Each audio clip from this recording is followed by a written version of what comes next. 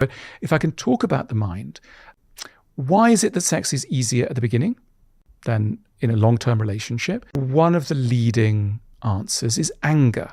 It's not very easy to have sex or want sex with someone that you're angry with.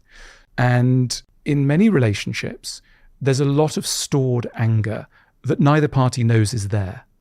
And that anger has come from micro incidents of disappointment. Someone didn't quite call when they said they would. Someone didn't laugh when they might have done. Someone didn't show generosity when it might have been required. And these things get stored up. And the result of too much of this is that you don't want someone going anywhere near you because you're furious. You're essentially furious.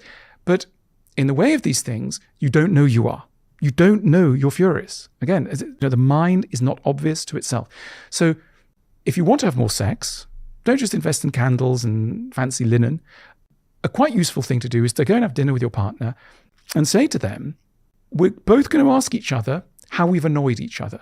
Because we have annoyed each other, not because we're evil people, but because we're human and we're in a relationship. And no relationship survives more than an hour without a build-up of frustration. And the more we can let out that frustration at the dinner table, the more it won't create a blockage in the bedroom.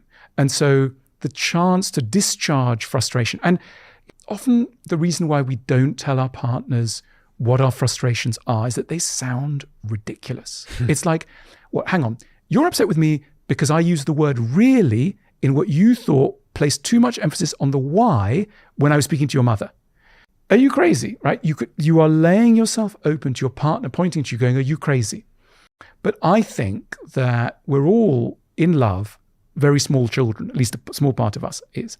And as we know, small children get upset about really weird, tiny things. You'll move a button and they start wailing and you go, what's happened? And they go, you moved a button. And you go, I did?